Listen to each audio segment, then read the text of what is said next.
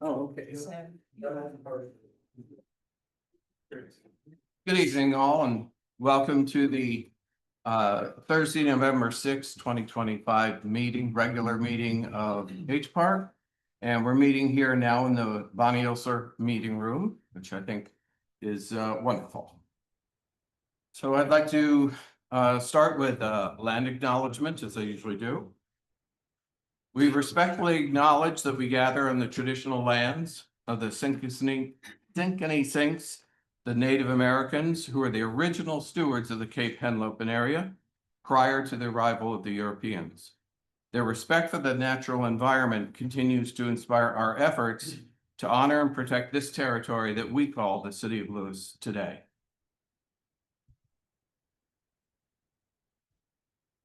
Couple of announcements. The first is we have started a new procedure where we could potentially have a public hearing immediately before every regular scheduled HPARC meeting. And the reason for that was to make it much easier for people to have a public hearing if that issue needed a public hearing rather than waiting another 30 days for it.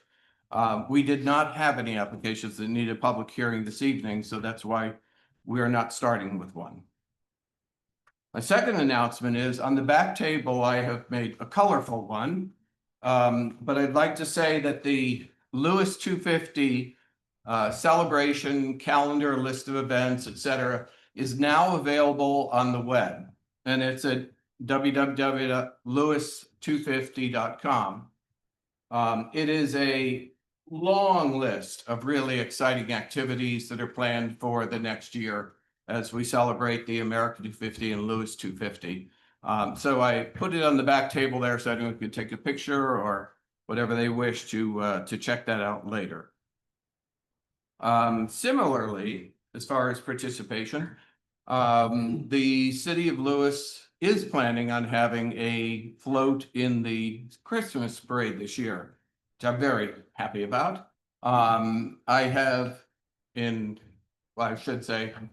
We have decided that we're going to have something to do with the float and some of the decorations. And I know the word has gone out to other boards and commissions to join in, and I hope any city employees and volunteers that would like to join us as well. I think it would be a great chance to interact with the public on what's usually a very cold, dark night with lots of candy. I would like to remind everybody as well that the next regular meeting of H Park, which was scheduled for December, is going to be on December 11th, because the week before, when we would normally hold our H Park meeting on the first Thursday of the month, is hospitality night in Lewis. And it was clear that the vast majority of people would be at hospitality night rather than being at H Park meeting. So we will schedule that meeting. It has been scheduled already for Thursday, December 11th. Should we have applications to be heard during that meeting. Minutes. We have the minutes that have been in our packet from September 25th, from October 2nd, which was a public hearing, and from October 9th, which was a public hearing. Are there any comments, any corrections to the minutes? I do have a correction. Okay. For October 9th, Yeah. it was for the whole meeting. And when they were talking about, I need my glasses, sorry. 142 Jefferson, the first sentence states that the new construction is replacing a non-contributing structure, but it really was replacing a contributing structure. Yes, I believe you're right. Thank you. Thank you. You're all right. And thanks for using the microphone so Jackie could get that into the notes, but I take note of that. Any other comments on the minutes? Do I have a motion? We can have a motion that encompasses all three with the correction as stated. I make a motion to pass all minutes with the correction noted. Second. It's been moved and seconded. All in favor? Aye. Opposed? Thank you. Applications. The first application is C1. I'm sorry, I should note that one of our commissioners will recuse herself from this discussion of this application and leave the room and return for the rest of business later on. It's discussion and possible action regarding H-24-25 on behalf of Darnell and Daryl Daisy for changes to an approved project, non-contributing. The property is located at 111 Coleman Avenue. The tax parcel is 335-8.11-72.00. And the zoning is R4H historic. And if I could have the applicants come forward. This application has undoubtedly presented some unique challenges for the applicants, for the city, and for this commission. And I want to say the legal and procedural complexities really have been unprecedented. I'd like to extend my sincere apology for inconvenience and assurances that future communications will be direct and clear. The city solicitor has determined that the building official processes an application and through interpretation of the building code assures that the application is properly submitted. The city building official has determined that the application before H Park tonight is appropriate for changes to an approved plan, ready for review.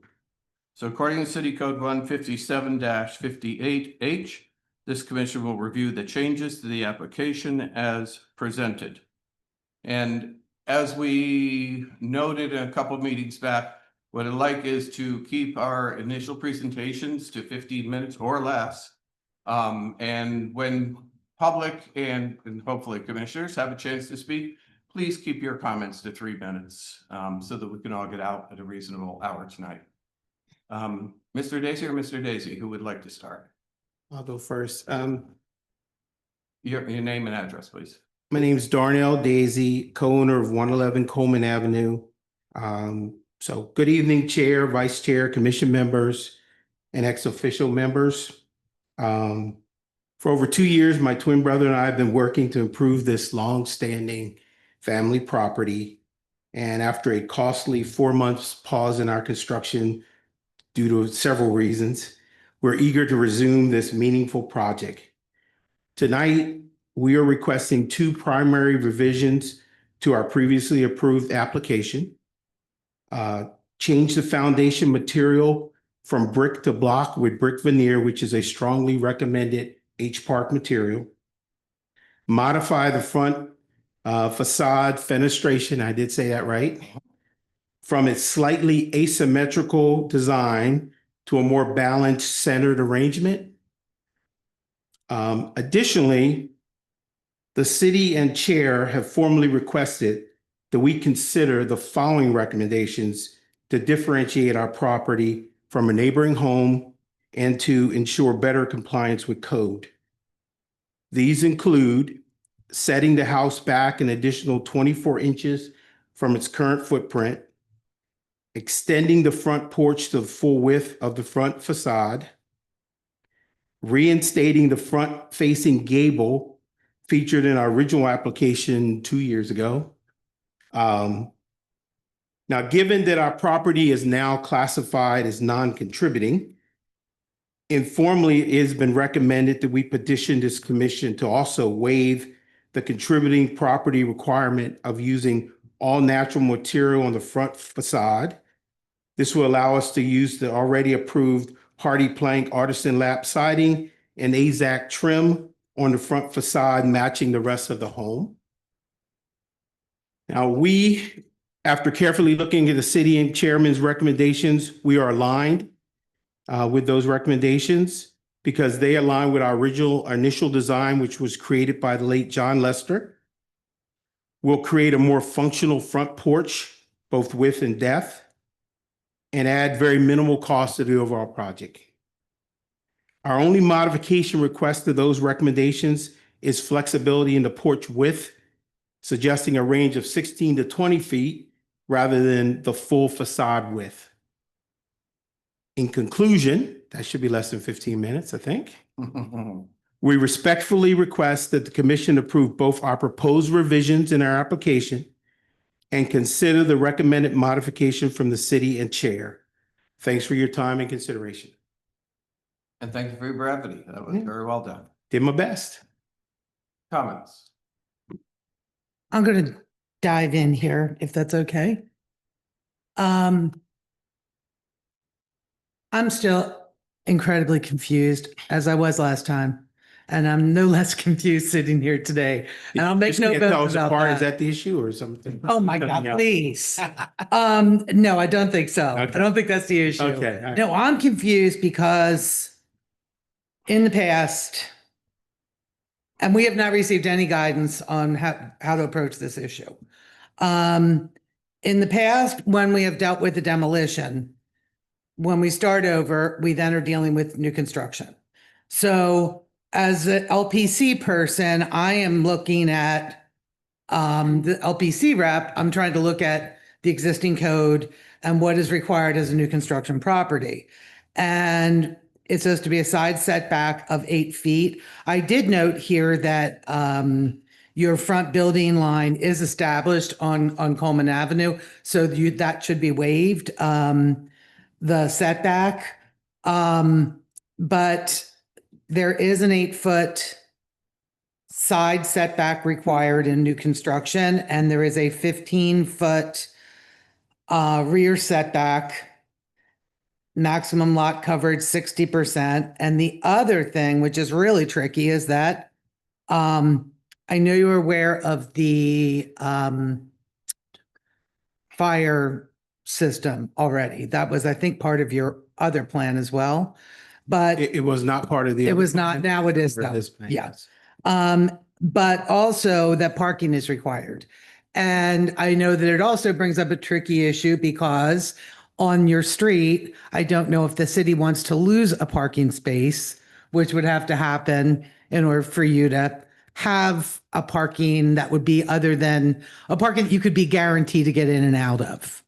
So I need guidance on this because I'm looking at a plan that doesn't conform to the code and So I don't can know answer- where to go. I can answer those questions. It does conform to the code because variances were granted by the Board of Adjustment for side yard setbacks. It does, But they again, were granted for, no. They were recently granted. I did watch their meeting. They were granted for a 2-foot and a 4-foot and another 6 foot, because I was like, it encroaches, 4 feet. They were granted variances. So the proposed revisions to the previously approved plan are in compliance with the setbacks as approved by the Board of Adjustment. The rear yard setback is fine. It has an established front yard building line, so it can go from, right now, it's, I think, almost 0 to up to 10 feet. That is the maximum that is allowed in that zoning district. So it is in compliance with the city's Yeah, code. the front was no question. Yeah, so those are not relevant to the historic review and have been addressed and are in compliance with code. Okay, can I ask one more question then? So we're looking on the left hand at a 2-foot setback, is that correct? That's correct. Or 210, is it? Something like, I will admit Yeah, I the wear setbacks glasses are- and sometimes It's it's hard to. it's a 2-foot setback that the BOA has approved. Yes, I watched that BOA meeting. On the right-hand side, there's a 4-foot side setback, but also within the setback, is that where the paver patio is? Paver patios can go to the property line as they are at grade and they are not, so Okay. there is no setback issue regarding. a So we're paver not patio. getting into anything with lot coverage issues. Lot coverage, at last I double checked, was compliance with the 60% lot coverage. And a correction, the setback on the other side was set at 6 feet. 6 feet. Yeah. And it, Okay, Yes. BOA. It's a 2 and a 6 2 and a- and a 6 yeah, 2, two, 6. okay. Yeah. because the bump out Yeah. Bump out. Yep. Yes. Yeah. is at 6 feet. I personally, if we're to consider the home that we're looking at, I personally don't have a problem. It doesn't look like the home that was there. So I don't have a problem with the design change with the front porch. That seems in keeping with, there is another house on Coleman Avenue that has a front porch. So that does exist on this street.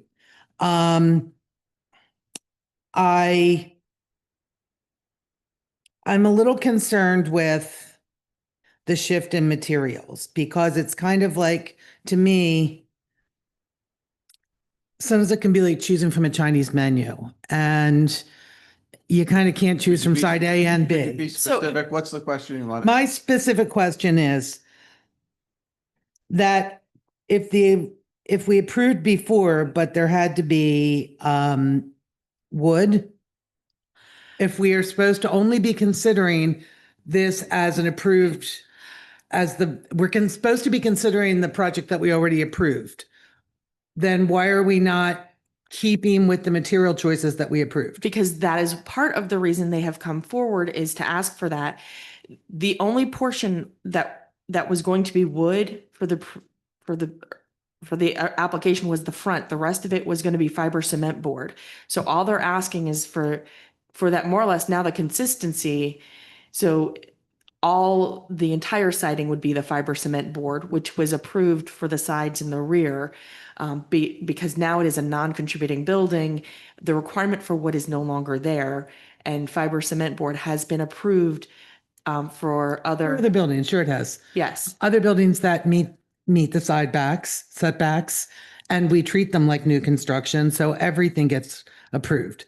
The setbacks have nothing to do with our decisions here tonight, though. But the whole package does. And more so, and I'll speak and then I'll shut up, is that I don't care if honestly, it's fine if we have one house, but it's not about one house. It's the next person who comes up and says, well, you approved that. And then the other person that figures out a way to demolish their historic home and comes in front of us. Because every time, the more the land is worth in Lewis, the more that people want to change the code. And I've been on these commissions long enough to see it. And I wouldn't be sitting here doing my homework all day and sitting in these meetings at night for free if I didn't love Lewis and I didn't care about historic preservation. I care about both. And I'm here because I do love Lewis. And I love Lewis enough that I want to enforce the code. But I feel like we've been told in this one not to. And if we're not, I guess there's nothing more I can say. But when the next person comes up, what are we supposed to do? And maybe I can ask Mr. Ward or Janelle or The attorney. Alex. I'm sorry, Tom. Mr. Burns. So I think just bringing this Very, back, very close there, Alex. just bringing this back a little bit. We're just looking at the historic preservation aspect. We're not looking at other aspects of the zoning code like setbacks or lot coverage or anything like that. So just any comments you have within the confines of the architecture or historic preservation would be on point for the basis of any decision. I do understand where you're coming from. As the representative from LPC, I feel like I look at those things a little bit more, and I consistently do with a lot of applications. I feel that's my role sometimes sitting here. So I guess that's it. There's nothing more to say. I think that's where we are. Again, the site is in compliance with the approved variances from the Board of Adjustment.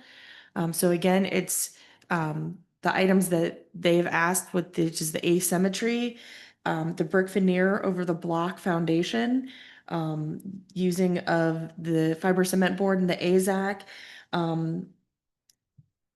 Did I get the balancing of the window, the asymmetry? Yes, I did.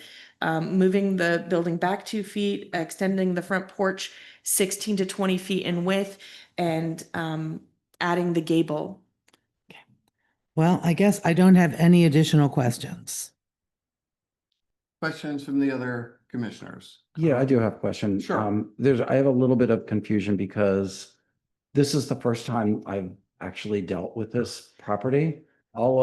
Even up through the demolition, I wasn't on the commission. So I heard you said, we're going back to the original plan. And I think not only me, but possibly people in the audience don't really know what the original thing was. I didn't, So can I say, I didn't say that we're going was a back to the little original confusing. plan. I said we are in concurrence with the city and chair's recommendations, excuse me, because they align with the original plans.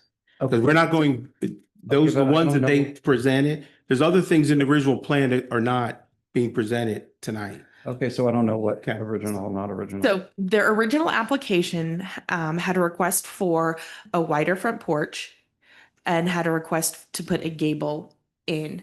Because it was a contributing structure, those items did not, were not consistent with the architectural style of the contributing house. Okay, where's the gable? A front-facing gable. Yeah, front facing gable, front facing Coleman. Because now it's a side facing. It's not shown, It's a- though, correct? Janelle, if they want to, it's an ugly picture I tried to mock up. But you know what? It would be a Yeah, picture. Yeah. Pass that. Yeah, 'cause- Send it back. Not- You can see Okay, the. we've got a drawing of- picture that's coming around Yeah. for the members to take a look Okay. at. So it actually, Okay, okay. does that help now? There's no way for me to know what that, Nope, that's okay. what that That's- is, was. Yeah, So no, I the understand now. front facing gable instead of the side gable. And that is. I'm sorry if that wasn't in your packet. I thought that was there. Yep, I think we got that one a little bit later, so I did not have a Okay, chance to thank you. scan that one in. But if we want to pass that around, make sure everybody's aware of that. That was your original request. And again, since that was not specific with a contributing structure, but now that it is a contributing structure, it's a consideration that seems to be appropriate for a house of this style that would then fit in the character and the architecture of the surrounding neighborhood. It helps to distinguish it architecturally from its neighbor. I have one more comment Oh, that's specific, okay. if that's okay. Burton? It is absolutely pertinent. There were some concerns, I recall, with the original addition, the roof height being higher than the existing roof height, the roof height of the addition, so that we could see the addition behind. We generally have not approved those because we don't want to see, we kind of try to hide the party in the back.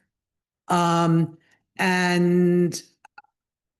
yes, So the applicant actually came before and the H Park has actually already approved an Okay. extension in the building height because they needed it for HVAC I equipment. do recall that. So you will not be seeing the addition in the front because the front was able to go up a little bit more to allow for the HVAC.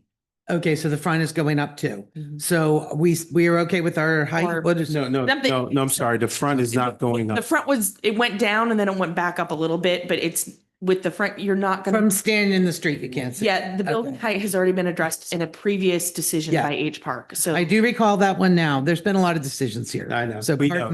pardon me on that. 2 years though. I've We've been had a at them few all. decisions made. Okay. Comments from the public, please come to the microphone if you wish to speak for the application. Opposed to the application? And hearing none? Do I have a, Nope, you've got hands up on the. oh, I'm sorry, the online people, I forgot that's blue about that.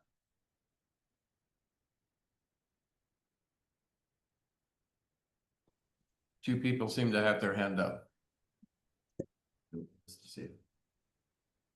Yeah, I can't see.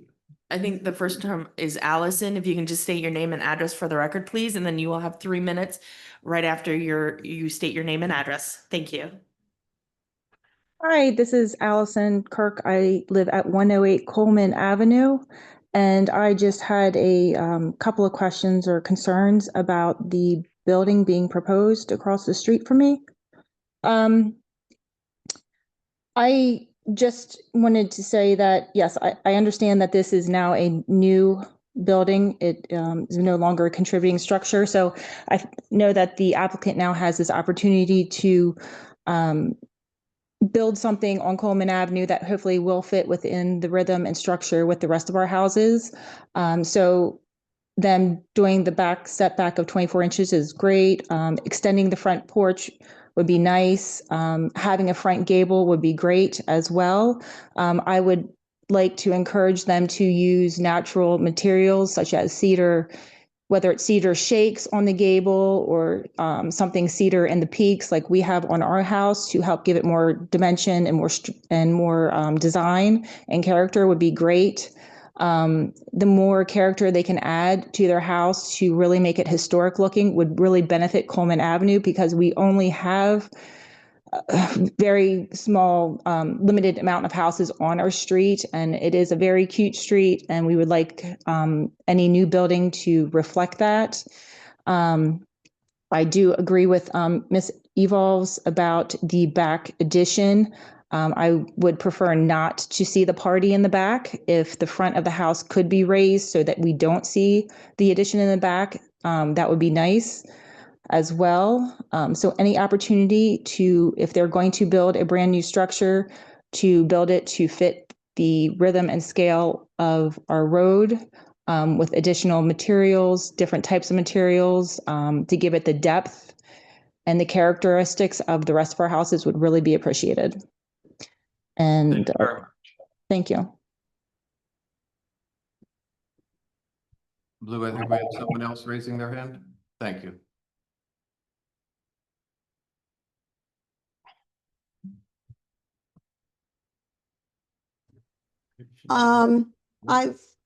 Can I be heard?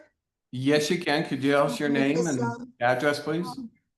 I don't live on the street, but I follow. Your name and address, please? Oh, first, Alicia Jones. I'm at 414 Pilot Town Road.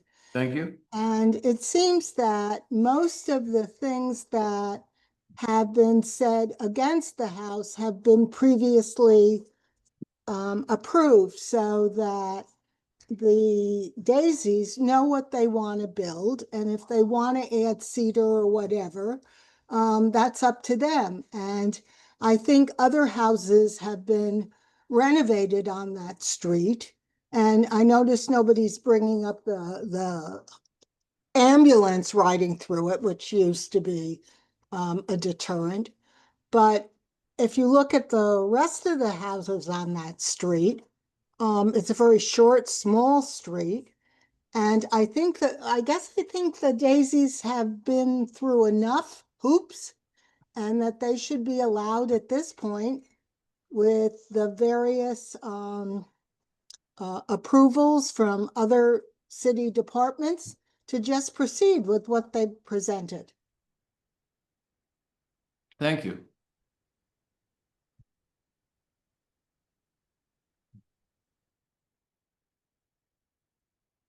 And see no other comments from people online. Do I have a motion from the commissioner? I move that we accept the proposal with the adjustments, is that the right word? Revisions made presented by the Daisies this evening. Second. So if I can just ask for She would like to use clarification, her magic here. would that include allowing the block foundation with the brick veneer, the asymmetry of the front facade, pushing the house back 2 feet, extending the front porch 16 to 20 feet, adding the front gable, and the use of AZAC and other fiber cement board on the front? Yes. Thank you. That's been moved and seconded. I seconded. I think we had, I think Pete seconded it. I do have one point of clarification. How do you enforce that range on the porch? Whatever happens to show up, or? Any 16 to 20 would be Okay. allowable. Anything in there. Thank you. Further discussion? All in favor? Aye. Aye. Opposed? Abstain. Abstain. One abstention. Motion passes. Thank you very Thank you much. very much, Appreciate it. gentlemen. Thank you. Mr. Chairperson, if you could just go around and state your reasons, that would be helpful. Yes. Getting myself ready there. So Mike, we could start. Before. Because the structure is a non-contributing structure and uses approved materials within the historic district, and it does conform to the rhythm and scale of the street it is on, which is Coleman Avenue, and is in the Lewis Historic District. That is why I voted to approve the application with the presented revisions. Pete? I again second those answers, and I actually like the continuity of the siding, not switching between materials. Mike? I approve because it is now new construction, and adding the center gable and increasing the porch, totally differentiate it from what was originally there, which would not have been appropriate. I abstained because I could not reconcile following the code for existing buildings and mixing it with a new construction plan. I just feel the code has been circumvented because we have very persuasive applicants. I felt that I must ethically abstain, and I stand by that. And I voted to approve. I agree with all the comments made by the commissioners tonight. And I was particularly pleased to be able to differentiate this house from its neighbor, moving it back, the porch, everything. And I'm glad that that was a good decision. Thank you. Oh, I'm sorry, Mike. There's so many mics, I keep forgetting. Michael. I voted yes because I voted yes because I feel like they've made an effort to make the design of the structure sympathetic with the other homes that exist there, and appreciate their effort to not maximize the envelope any further than they have, that they could have gone larger and bigger, but this, I think, is well designed, and I think will fit well. Thank you, and I apologize. All right, our next application is C2, which is discussion and possible action regarding H2725 on behalf of Sarah Prieto and Stephen Matthews for the removal and replacement of 2 front doors. The existing doors are wood. The proposed doors are metal. This is a contributing structure. The application was reviewed under Chair and Staff 26 and denied. The property is located at 405 Savannah Road, tax parcel 335-8.11-66.00. And the zoning is LC Historic, which is low commercial, I should say limited commercial historic. And who's here to present for the applicants?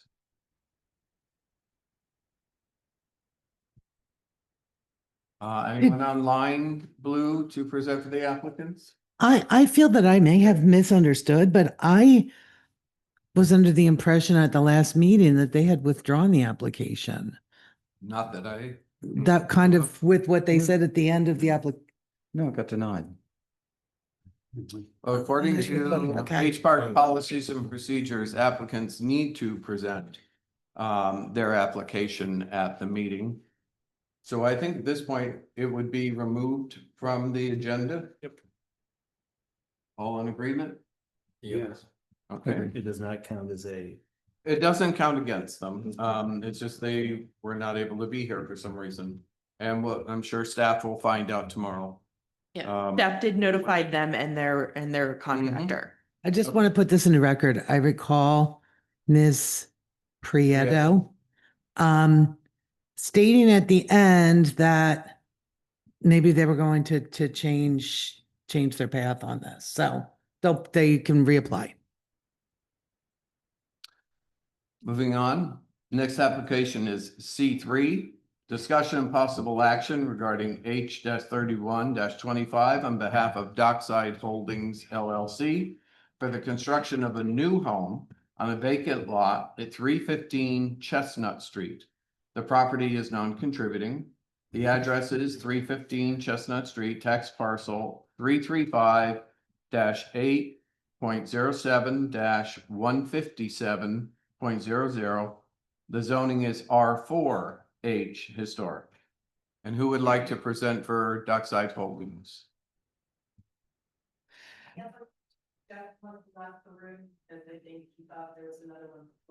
So I'm gonna go see if I can find the applicants. I saw them enter the building. Oh, okay, okay. Then if we have patience, we have a little bit of time here, so let's. There he is. Sorry, I said.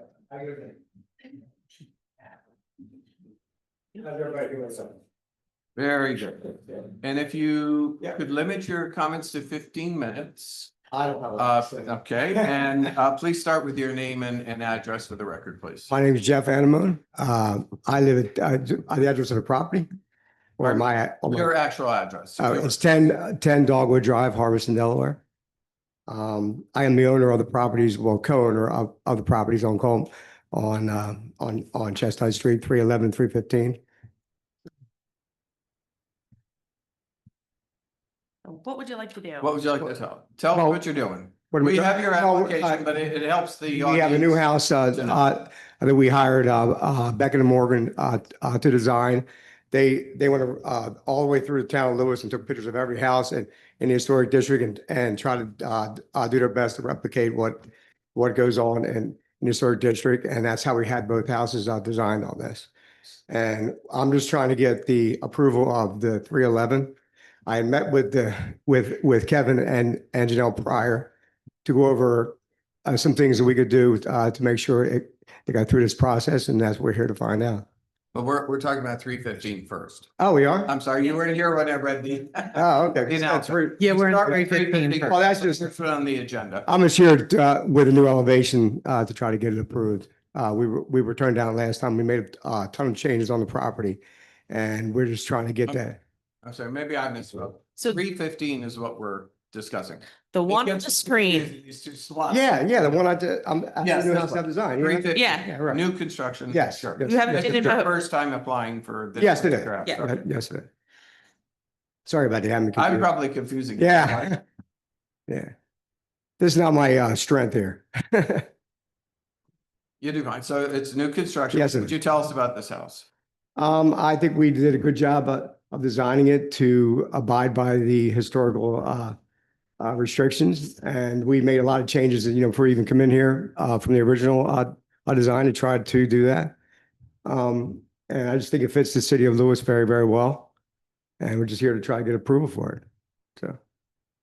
Okay, well, that's brief.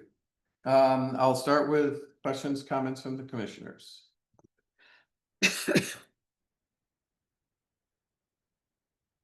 Who'd like to begin, Deb? should we start with design or should we start with materials? Should we move through the packet? I'm going to start with materials because What's your heart? it's just it might be easier for people observing because as the packet is, the materials come first here. I did see, and it is tough because we're looking at two side by side, very similar plans, but 315 has a garage, correct? Yes, in the back. To start with, there's nothing that's listed in the materials for the garage and shed. It's blank. What materials for what So- pertain to? On the materials checklist, Well, the garage. which is page number 3, Yeah, the H Park materials checklist. I checked it off.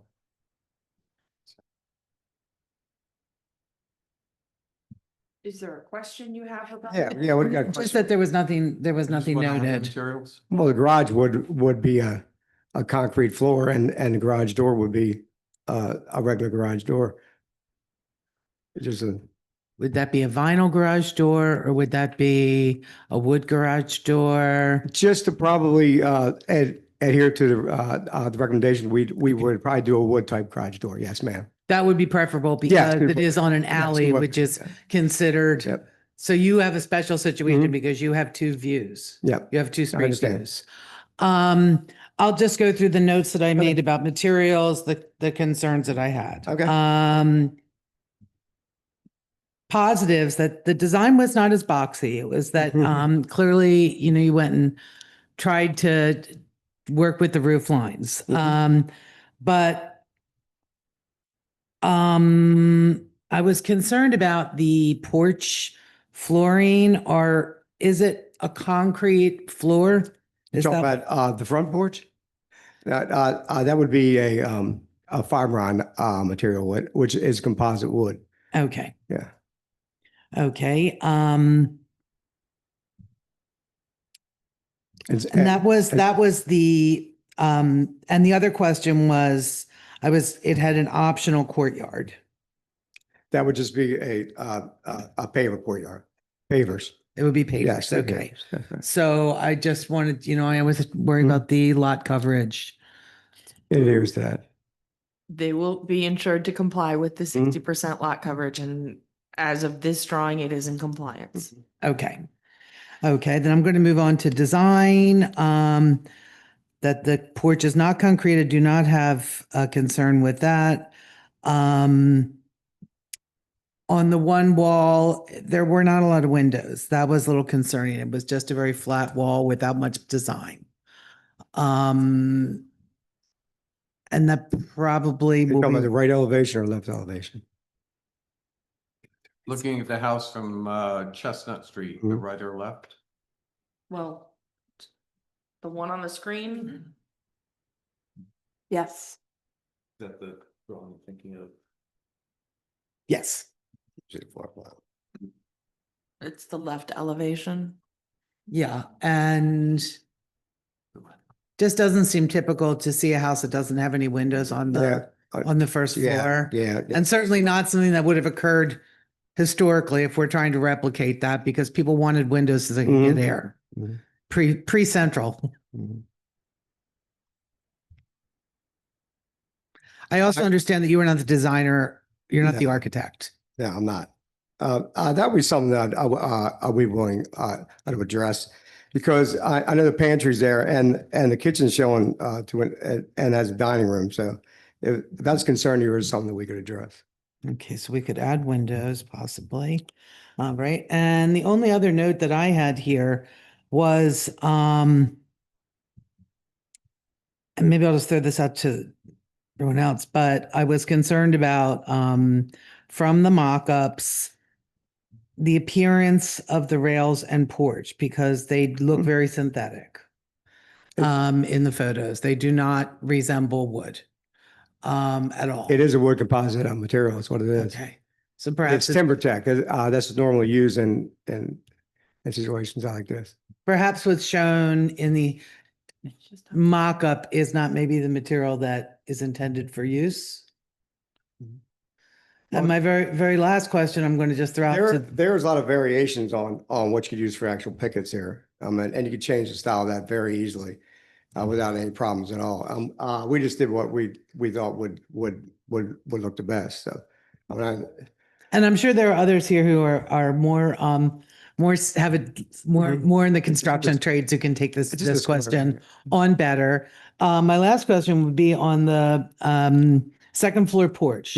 That was something that we've steered off of in the past.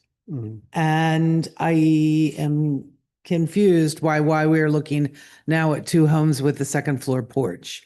In the rear, it kind of makes a lot more sense. And I'm sure people have added those on over the years. But we don't see that in new construction in the historic district. I can think of. there's a house right around the corner, about 200 feet from mine, that has historic, it's got a second floor porch.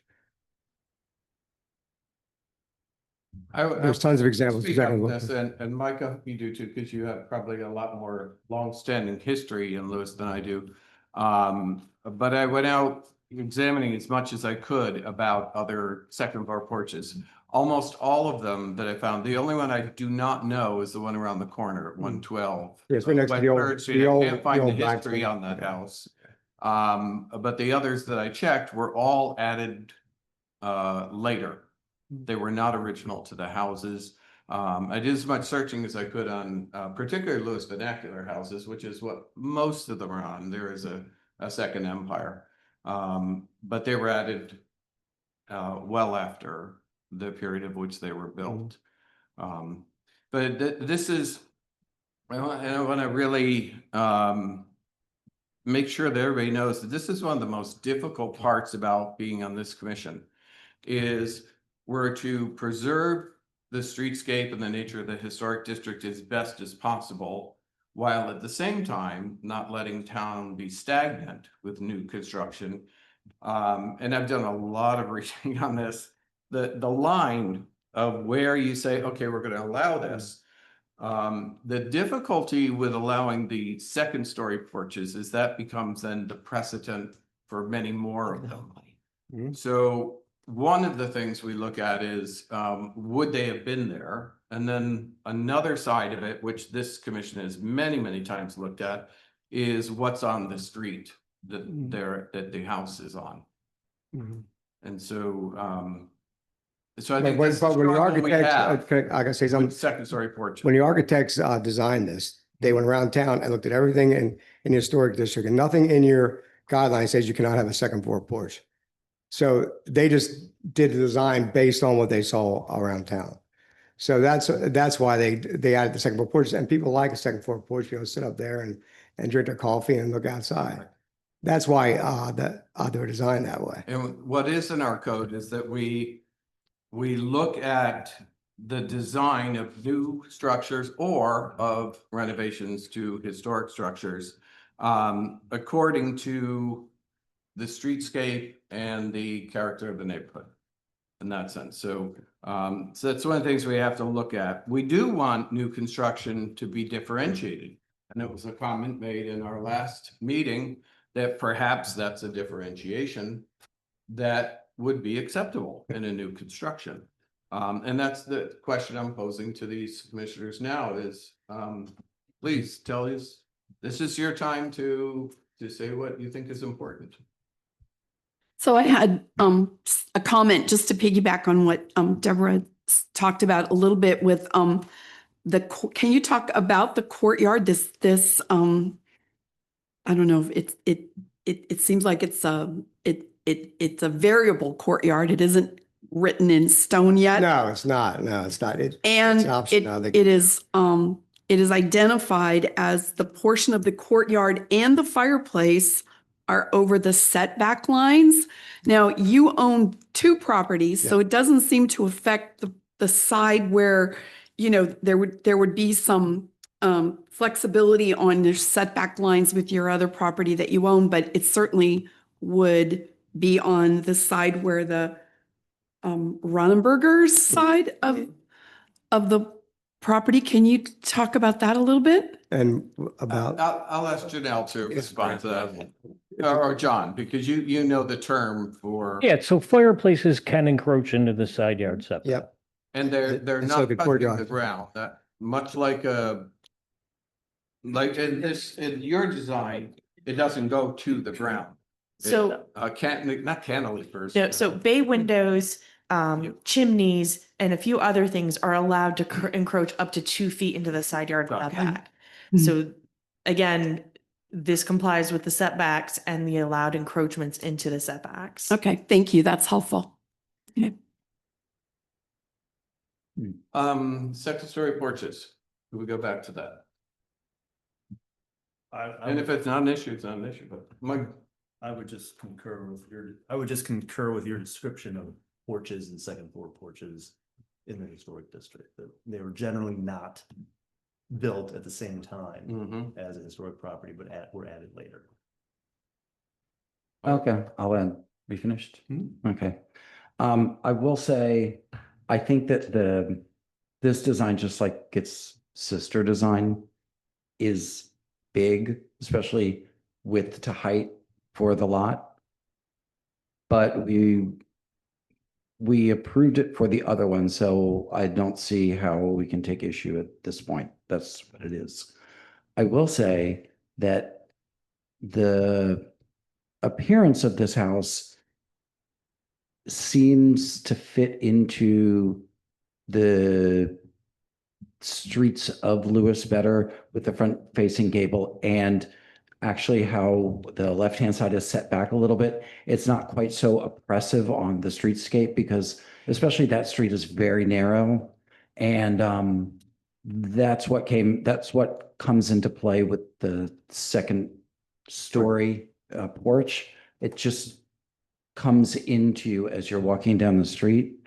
So, and I will also say, I do like the shed dormer kind of thing on the side. I think that's a a good way to approach that.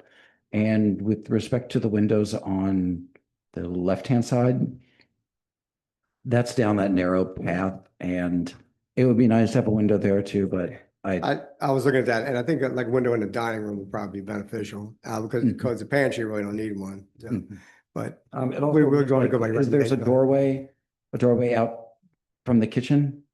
What out back? there? What's got in there? No, on the side. No, Yeah.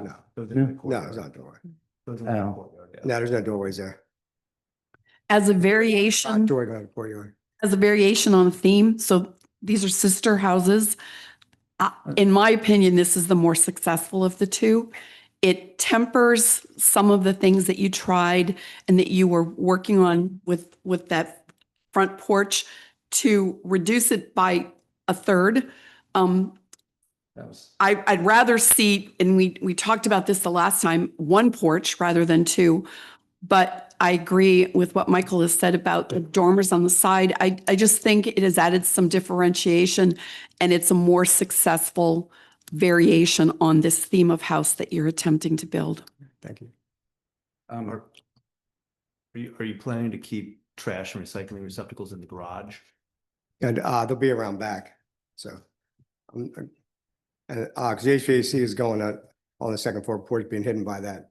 I saw the HVAC, but the trash and you're not keeping the trash bins on the second floor. No. So I'm where gonna are be those around gonna back. be? They'll be out Yeah, back, yep. so in view Yep. of Buffalo Alley. No, well, we can cover them with a fence of some sort, yes.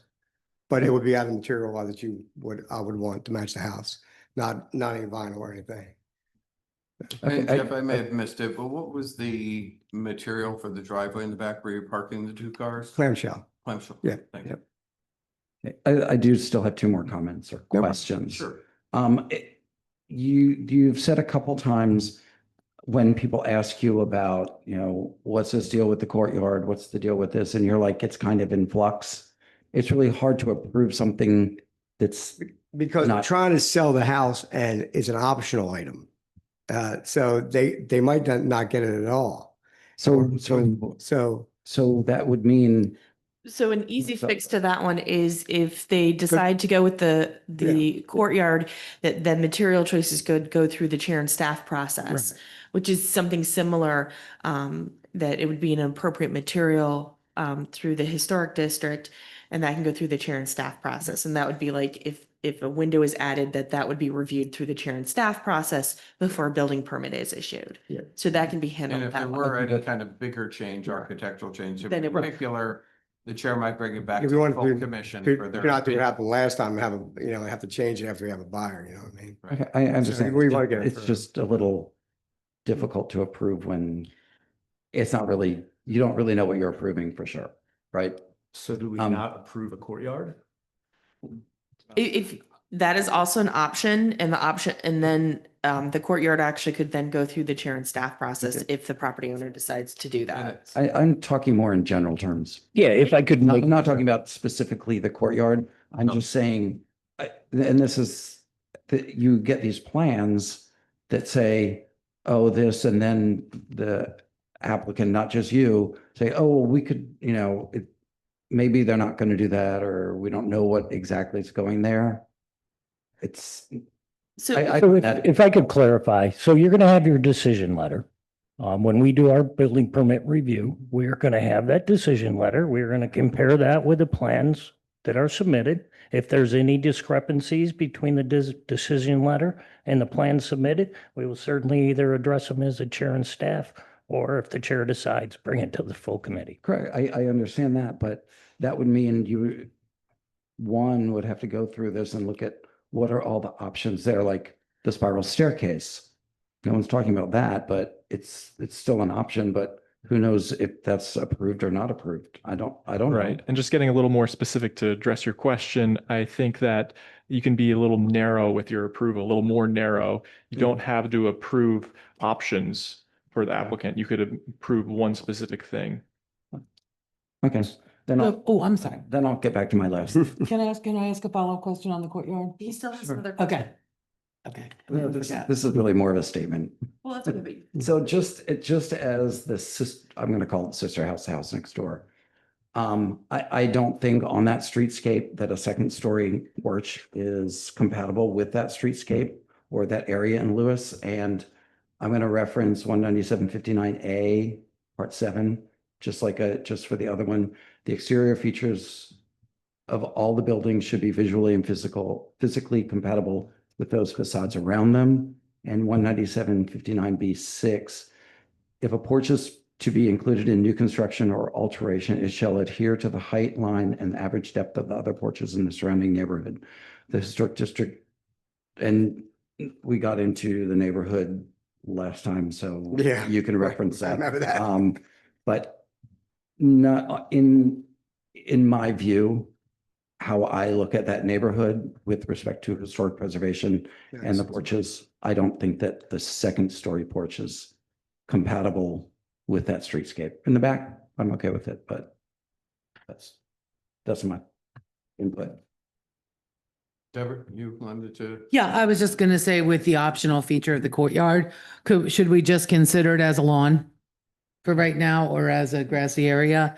And since it's, we're not really accustomed to getting a lot of spec homes in the historic district. So we're not used to addressing that process. So should we take it as a condition? I don't really see where it's an issue, because if it were a paver patio or if it were grass, both would be acceptable within this kind of design. Now, if they were to put a shed there and build something off the house, well, that's a whole nother story. That would not be. And that permitted. would come up in the review along with the building permit process. So we could just do it as a condition that the materials for the courtyard would be Approved by. a chair and staff. Yeah, And if because they should be decide under the they number. didn't have pavers, then they didn't have pavers, sure. Right, okay, Yeah, that could be a condition, okay. I have one more please. statement about the porch, but I'd like to hear from everyone else about the second floor porches.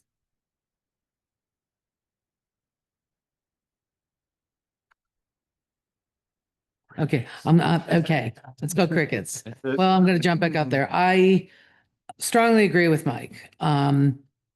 The second story porch is just not compatible with this street, which is a street of Lewis vernacular, kind of farmhouses. New construction that has occurred there has had one-story first floor porches, but we have not seen this design. I see this design as more typical in a coastal new development. And that's what it appears like to me. So I'm very concerned about approving this second floor porch. I would not approve it. Thank you. Comments from other commissioners? Thoughts, questions? I have a question. I'm not sure if this is really something that I can ask from the historic preservation point, but If not, then I will. okay. How strongly do you feel the marketability of this product is with or without that porch? I think the porch has a lot of advantages for people, because if you didn't do it, you wouldn't have access up there anyway. So you just put a little shed roof on that front porch. I think it adds a great deal of value. So just to clarify, marketability is not part of your analysis. They know that. I was wondering like that. I had a feeling it wasn't. You were No. gonna get the gavel. We're gonna get the gavel. Gavel. Well, I'll give some of my thoughts here. I know the street well because it's in my neighborhood and I walk it quite often. I think Deb's comment sort of hit it on the head for me. And that is the line I sort of draw between what is compatible with the historic district and then what makes it not compatible. And with both of these original designs, but I'll stick with this one now, but it was with both, is that they fit very well in a development. And actually your comment coastal development really sort of hit it, because I hadn't thought that, but that is what was in my head when I was looking at it. The second story porches just are not part of what Lewis, and certainly not along Chestnut Street, would have had. And my difficulty is that approving the second story porch then would open the door to having more and more and more of that. And whether that's a good thing for the historic district that did not have that traditionally, is the problem I have with that. The rest of it, I think, the commissioners did a very good job of hitting all the points that I would have wanted to ask about. I do think having a window on that side of the house is a good idea, but I also understand that from the viewpoint, you're not gonna see a heck of a lot of anything. There's only 10 feet between those two houses and from the point of the property. So that's certainly not a deal breaker for me, but if it were included, that would be great. Yeah, plus you're gonna ton of landscape. So do I have if there are any more discussion, any comments from the public? Please come forward. If you could keep your comments to 3 minutes, introduce yourself, your name and your address, please. Yes. Thierry Poret, Harborview Road. Could we have the front facade picture, please? Thank you. I don't understand this little gable that has no function inserted in the front gable of the house. Looking at, you were talking of the marketability of the property as somebody who might have been a potential buyer for this property. I can tell you that I'd find this absolutely hideous. And actually, if I were going to buy this house, you know, I would immediately be put off by that ugly thing, which is reminiscent of the cookie cutter houses that we see all over Tower Hill and such. So I think you would probably save money and improve the marketability of the house by getting rid of this feature. I don't think you're helping your case with this, your financial case with this.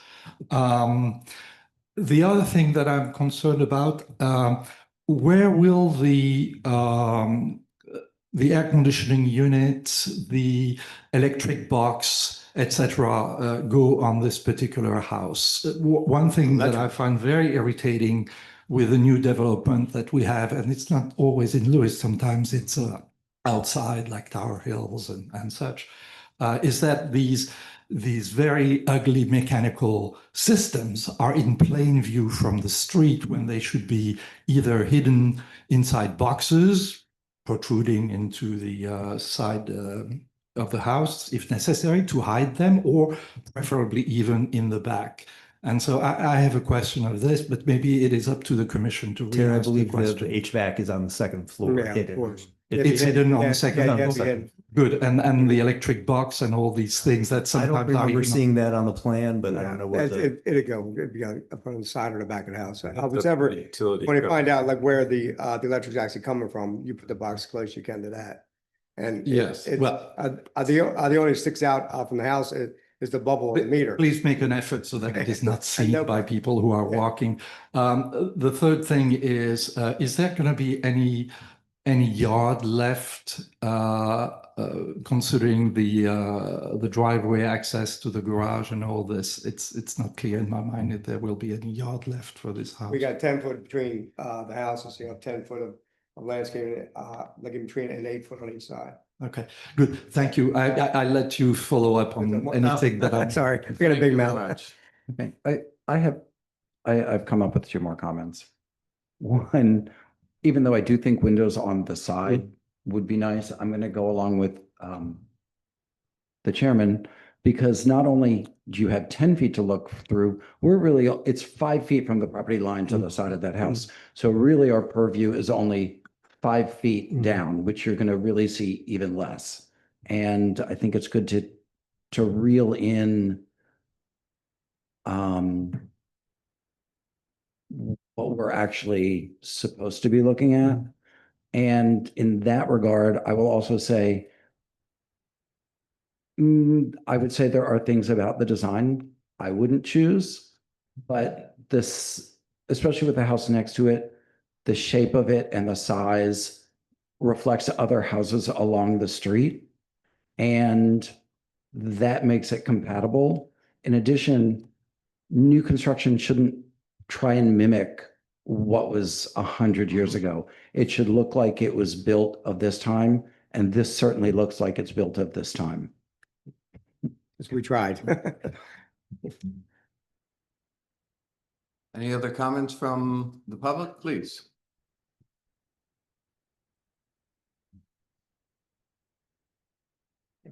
Leanne Wilkinson, 2020 Savannah Circle. I've been involved in this project for a while with Jeff and Chris, and I think what's really hard, this is just a general statement. I think what's really hard for somebody like this is that he did send the architects out to look and see, and there are a lot of second story porches, and a lot of them have been built in the past 10 years, so they have been approved by H Park.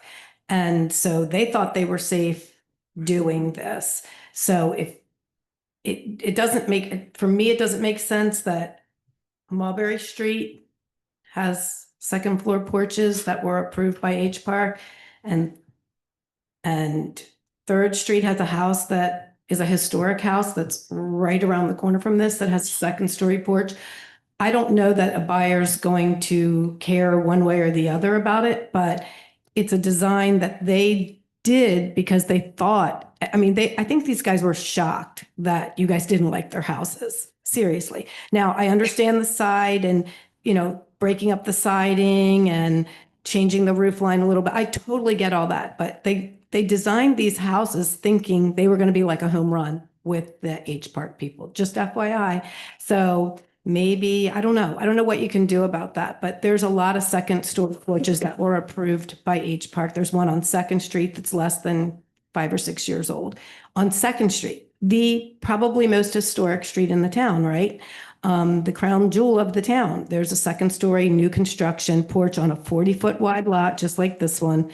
And it's just, I don't know. It's just hard to know what to do and what to not do. So I'm just in general saying, I know this is a tough job up here, so it's just something to think about. Thank you.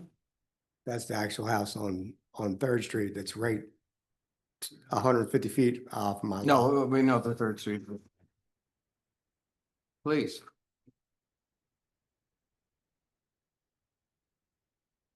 Your name and address, please. Hi, Nancy Stinger, 9 Bay Breeze Drive.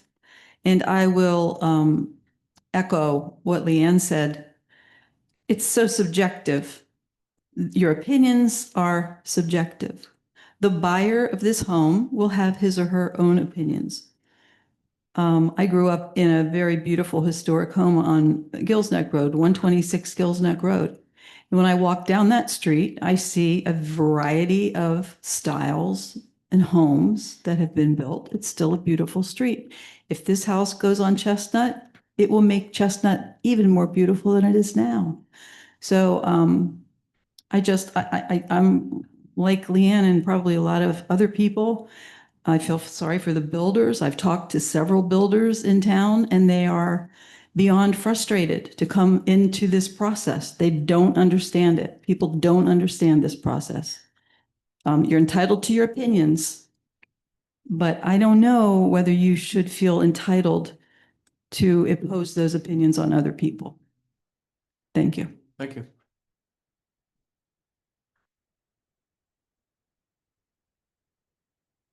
Evening, Carrie Tripp, 400 Park Avenue, and I respectfully disagree with the 2 people that were in front of me. I moved here because it's a historic town.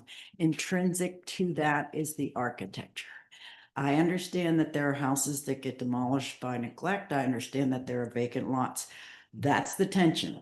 That's the job of this committee, to try to figure out how we preserve our historic town while trying to build and fold in vacant lots. And I think that the second story porch doesn't fit in. So when I was thinking about it, I was thinking, what does a lawyer say? It's the reasonable man. I look up, you see that? I think, oh, that doesn't fit in. But then I hear there's actually a reason. There's a code provision for that. So it's not subjective. There's guidance. There's education in the committee that's looking at it. And I encourage you to use that knowledge and make the decision and make it strong. Thank you very much. Blue, I see no hands online. Thank you.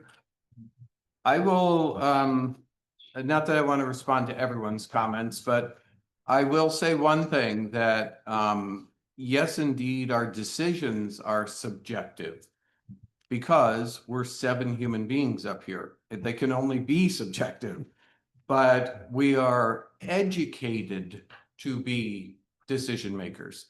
So it's not that we sit here and say, I like it or don't like it. And Tyria, I appreciate your opinion, but that's not how we make the decision. We're really trying to think about streetscape, about the nature of the historic district, and not for today, but for another 20, 30, 40, 50 years. I think probably everybody on this committee, everybody in this room probably can walk around town and go, ooh, how did that ever get done? Some are striking, some are slap in the face, and some are subtle. But our judgment here is to try to keep that shock to a minimum, to not have something that goes over the line and then no longer makes it look like it's a historic district any longer, because it is such a precious gift that this town has with this historic district. And as I said earlier, that is the great struggle that we have here, is we are trying to have new construction and yet not have it be incompatible.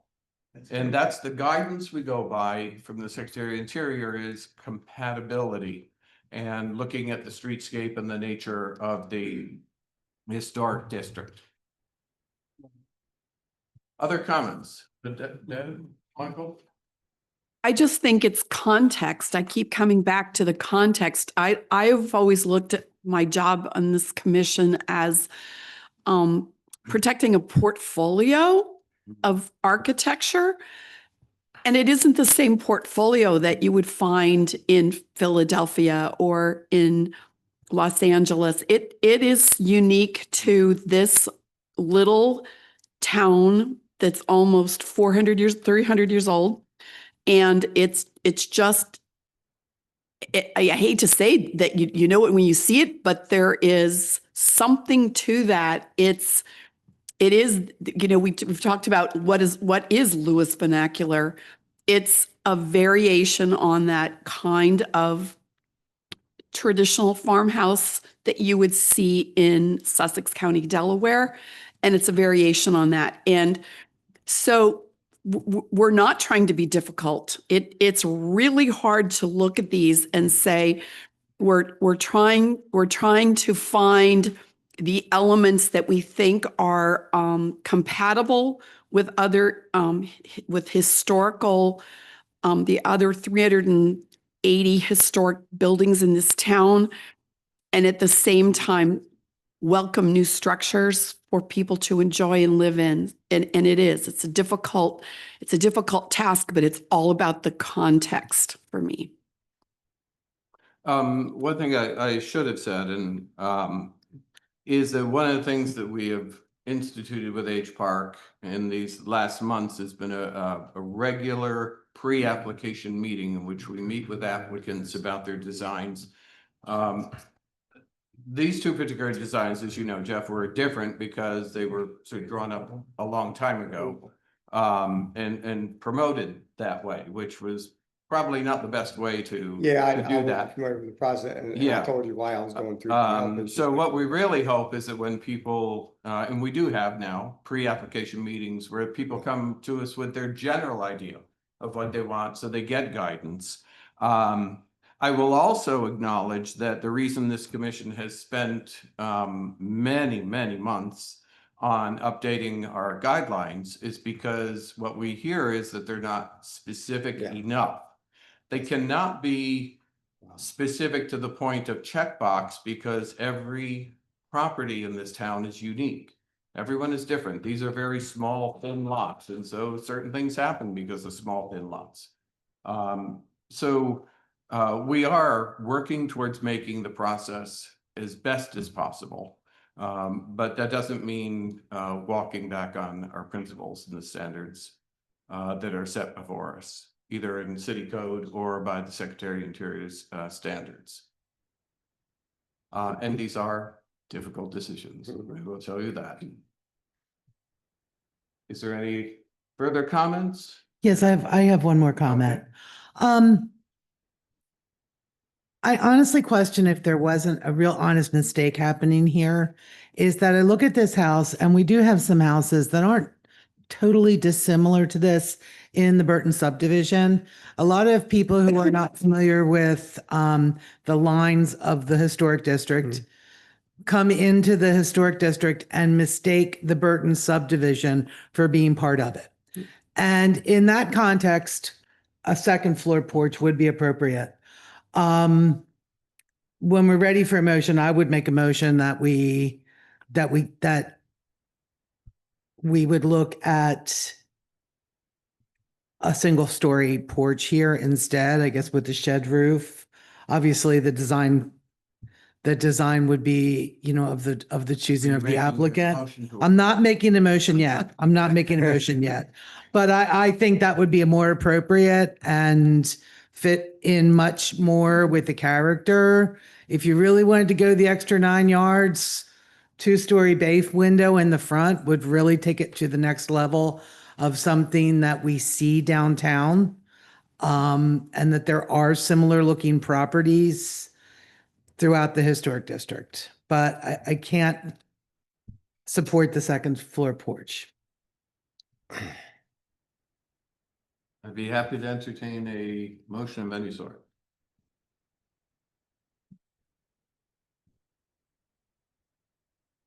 I move we accept the plans and drawings as submitted. Do I hear a second?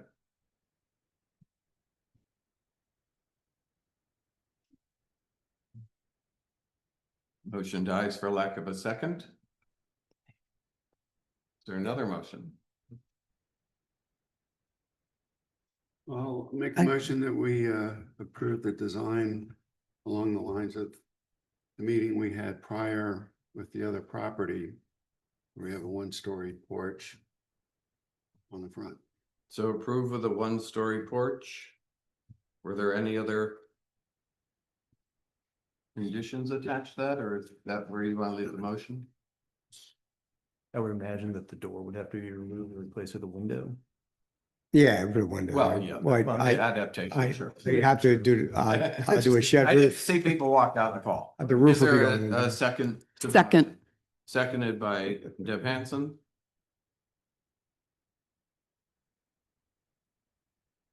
Discussion? The only other condition, I don't know if it's a needed condition, is that the courtyard would be approved as chair and staff. I think that's Friendly amendment to the motion, is it acceptable? Acceptable to the first and the second? That would go through chair and staff determination. Hearing no further discussion, all in favor? Aye. Aye. Opposed? Abstentions? Thank you. Our reasons? Pardon? Oh, yeah, there are reasons. Sorry. We'll start with Mike Looney. Reasons for your vote. I made the motion based on the conversation that we've had here this evening regarding the effect of the 2-story porch. I think that it would actually be more successful from just the streetscape if it were a 1-story porch. And I seconded it, and I would cite 19759A2 as the reason for that. Pete? I concur with the other opinions. Michael? I approved it because I think the size and the scale of it is reflective of some of the houses on that streetscape. And with the removal of the second porch in accordance with 197-59A7 and 197-59B6, I think it will be an addition to the neighborhood. Thank you. Devin? I approve for the comments previously made by my colleagues. I approve because of the comments previously made by my colleagues. And I approve for the same reasons, the comments made, and we'll add in that what's usually an issue with me with new construction is the big boxy lack of form, and I think you did a good job of working Yes. on the form of this to make it fit that streetscape so much better. Thank you. And you can probably just sit there. Yeah, well, I don't know why it's even pointing. You don't even need to move. It's even pointing at the second one. Our next and last application. I can only pull it up at the right time. There we go. That's gonna be documents open at one time. Yeah. Comes a struggle here. Oh, do you have it? Sure. Thank you. If you could just. Item C4, discussion and possible action regarding H-32-25 on behalf of Dockside Holdings LLC for changes to an approved application to consider a change to allow a second floor deck / porch on the front of the house from Chair and Staff 39 at 311 Chestnut Street. The property is non-contributing. The address is 311 Chestnut Street. Tax parcel 335-8.07-156.00, zoning R4H historic. Thank you very much. Mhm. And again, what's? Yeah, have your name that's and what we address? did is we got approved with the conditions of the dormer that was originally on the building, which is a gable now. They told us to shrink it down to a third of the size, but it wouldn't work because of the size of the dormer with it maintaining a bedroom. So we just made it go straight across, which is a better look. And we had a second floor porch, cover porch on there. We just removed the cover part of it and left the deck. And this, I know you don't care, but we had a buyer for this, and he was adamant about at least having the deck up top. So we had to, so that's why. And that's not within our I purview understand either. I understand that completely, but that's so. Questions, comments? I know I have some very similar comments. My only question is, it looks like you're flipping the house. Before the fireplace was on the left-hand side and now it's on the right-hand side. I didn't change anything else. All we did is change the elevation. Maybe it's if just you look different. I didn't see that. I didn't If see you that look either. at, where is this? I'm looking at where you've got the picture of the two houses together. It's Oh, that might towards be the wrong. end before the pictures, right there. You just passed it. There. That house is flipped from what was approved at the other meeting. So I'm not really sure what's going on. Yeah. You just say, okay. No. Like, I don't. No.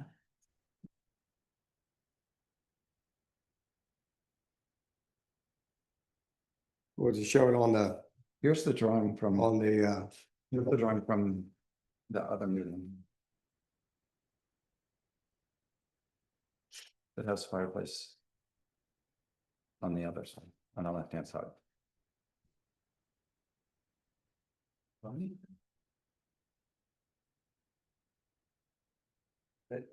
well, It's not. To me, it's not a. This kind of goes back to what I was saying before.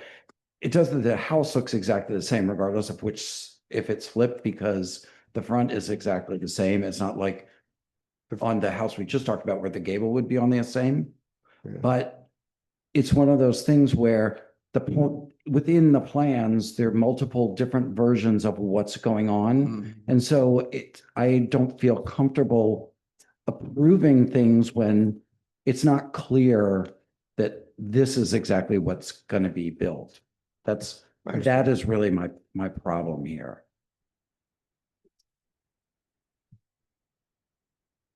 It makes me. And I will say, you're not the only one that does this. And I've only been here like 3 or 4. It's just the fireplace coming out the great room is what he's doing. You know, all the both of them. Frankly, it makes me feel like in a development situation where you want to say, flip the floor plan or not. And that's probably not optimal in the historic district where we're seeking unique. And we're seeking something that really is thoughtful to the history of Lewis. I just want to clarify what I'm looking at. The design that we're looking at is the small picture on page 1. Is that correct? Yeah. It's like a little tiny, right that's what we're looking at, right? Yep, yep. Okay. That's it, yes. Yes. It looks much better than Yeah. it's symmetrical, which is something that you see. The window choice stands out better. This house fits better into the historic district than what was shown to us before. I would agree. I think that's a big improvement. I think it's a nice looking facade. But it's over here, so there's instant systems. That's this one, that's the back, right? But it's on the side of the, right, it's on the same side. Yeah, that's just not good. I'm sorry, Mike, could you repeat? Oh, I that? see what you're saying. Yes, I said I agreed with the prior comment. I think that what's presented here from October 1, 2025 is a nice looking facade. Well, I think I'll give my comments on that. Let me say first, I found small inconsistencies in the packet, and I think it's because you had 2 different things going at one time. Not everything got transferred one way or the other. On both plans, it looks like there's either a garage or a storage area. And it's unclear until you get further into the packet, but as he said, that you're not the first person to have that happen. And certainly we've had it happen when you're doing multiple designs all at one time. So I think looking down Chestnut Street in particular, for me, this design seems very appropriate. It matches much of the other houses. It gives you the space that you want inside there. But the difference with the shingles up on top helps to differentiate it a little bit. It is admittedly still a little bit taller and for the width height proportion. But I think without the 2nd story porch, it actually is fitting in very well and compatible. Comments of other commissioners? I would add that I just looked at the packet from September and it Yeah, does big appear difference. actually that everything's the same. It is, the fireplace on the same side and all that. There is There's one inconsistency. that has it on the other side, Yeah, it's but showing. everything else shows it on the side that it is on the screen. There's one. So I guess we should say It's a it's site AutoCAD plan error. that had it on the other Yeah, it side. might be the site plan that had it. And those inconsistencies happen. Yeah, you're dealing with. It makes it difficult because I spend a lot of time going back and forth. And it was particularly confusing when both were put on the same diagram. Because then I thought, no, that's not how the first house looked. So how the second house looked. But I got through that. And it does look like you're still planning on the screen porch and that has not changed on this. So this is really looking at the front facade and 2nd story porch. Any comments from the public? No one in line? Further comments? The commissioners, if not, I'll say I like the new look, except for the 2nd story porch. Do I have to repeat all those codes? Okay. There's nothing in the code that says you can't have a second floor. Jeff is going to add to one. I'm in historic preservation code. That's the problem because my architects went through the town of Lewis in a historic district and checked everything on there. And there's tons of examples of them. They don't know whether they were built a long time ago or 10 years ago. So that's what they did.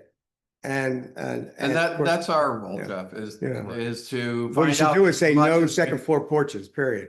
as much as we possibly. Save you a lot of aggravation, especially from me. But architecturally, if it was like, you know, an Italianate house that looked like one that we know of that stands out pretty well on Gills Neck Road, then, you know, but no one today is ever going to spend that kind of money on That's what we deal with that metal too. work and. With the money that it costs to build lots in Lewis and market a house, people want different things and they want to maximize. And we have to balance Very expensive. that, that just because somebody wants something I doesn't understand. mean it belongs in the historic district. Or if it does, then it should be compatible. And I would make the case that a great part of the reason it is so expensive and the lot prices in Lewis is because we have fought to preserve this beautiful treasure of a historic district here in the first town in the first state. And it's critical to all of our property values to maintain it and retain it. And unfortunately, we sometimes have to make really painful decisions, but we do them for the greater good of Lewis. So my understanding is it seemed like the commission would like to approve That's what I was gonna ask for. the approval from the chair and staff that shows the gable in the front with the 1-story first floor porch. Which is currently on the screen. Correct. Currently on the screen. It's more or less a reapproval of the chair and staff approval, Yes. if that makes sense. Is there a motion? I so move that the commission approve the chair and staff review as submitted October 1st, 2025. I second that. Any further discussion? All in favor? Aye. Opposed? Abstained? Opinions as to, or not opinions, but your reasons for. My reason is I do feel that this revised design is greatly in keeping with the streetscape. I think it's even better. It's even more in keeping now than the previous one that we just heard, to be honest with you. And I would cite the code that 19759 B6, more than likely. B6. Yes, that's it. B6 as my justification for it. Thank you. I concur with the comments that Mike just made, and they very much reflect the comments I made before about the streetscape here. I voted to approve and I agree with Michael. I vote to approve for the reasons already stated. Thank you. I voted to approve. I think that this is probably more simply stated and is probably more like the historic architecture in Lewis is typically fairly simply stated. It's not overworked. And so I think that's why this is a nice example of infill design. I too voted in favor and second Commissioner Looney's comments. And I vote in favor for all those reasons. And also because, Jeff, as you and I discussed with Janelle, you differentiated these two houses from each other, which was really important to do. So that it didn't look like somebody came along Yeah. and built a bunch of houses wanted in a to. row that looked like twins or something. So thank you very much. You're welcome. You'll receive an action notice from our secretary. Thanks for your patience. Thank you. Um, Thank you. Unfinished business, very briefly. D1, update on community outreach and educational opportunities. As I mentioned earlier, in the announcements, the Lewis Christmas Parade will have a City of Lewis float for boards and commissions and anyone else who wants to join. I have graciously said that H Park would be part of that and have some ideas for how that would happen. In concert with our resident artist, I think we'll have something nice. We'll find out what other commissioners, commissions and boards are going to join us and how that will work out, whether it be walking or actually sitting on a float of some sort. But walking is good. I have learned from city staff that candy canes are handed out. They're not thrown. You do not throw candy at children. So that means not only do we need chaperones along the float or behind it, but we need people who will then hand out candy canes to children. So it is December 6th. I believe the parade takes off at 5 o'clock. It's not like the Doodah Parade in which it's around there somewhere. I think it leaves right at 5 o'clock. And so I encourage the commissioners to please consider joining in the fun. Let me know if there's something special you'd like to do. And as we work with the city on their theme, I'll pass that along to you all and get any feedback from you. The other update is that Janelle and I were successful at submitting a second grant. The first grant went to the National Trust for Historic Preservation, which was for GIS mapping. This particular grant that we put in last week went to SHPO, and it is for money specifically for Lewis as a CLG to support community outreach and commissioner education. So we will keep you up to date on how we do with that one. And we're beginning to put the bones together for one more grant that would be due by March. New business. The new business is update and the possible discussion on potential changes to the historic code 197-56 through 59. As you know, we worked very hard on updating guidelines, and that got put off to the side for a bit. We're for any number of reasons, but right now the state level is in a little bit of disarray and chaos as the rest of the country is. So we're not done with feedback from them. However, it was made as a suggestion that we take parts of what we have already done and refined and move those forward as parts of the new guidelines so the public can begin to use some of that and make use of it, of some parts of it. So what I'd like to do is ask, and it's been a quiet group tonight, I would ask for a volunteer who would work with one or two other commissioners to identify what parts of those guidelines would be most appropriate, most useful to move ahead now, rather than me heading it up. I think chair and staff's keeping me quite busy these days, but you're all quite capable. Is there someone who would like to lead a small group of 2 or 3 of you to identify what parts of our guidelines we could package and bring to mayor and city council for passage? Mike DePaul, that's wonderful. And I'll work Appreciate with it. Mike as well. And I want to just add one little tiny thing. Absolutely. Deb Hansen said something really beautiful tonight, and I would somehow like to note this. I quoted you. It was that our job is to protect a portfolio of homes in the historic district. And I think that those words are worth keeping. Wow, I never say anything. Well, you said it Why, beautifully, thank and I you. wrote it down right here. Thank you. So I would just like to suggest that. Thanks. And I would also be willing to help after Lewis Lights is over. That's my plug. We're open for Yeah. registration.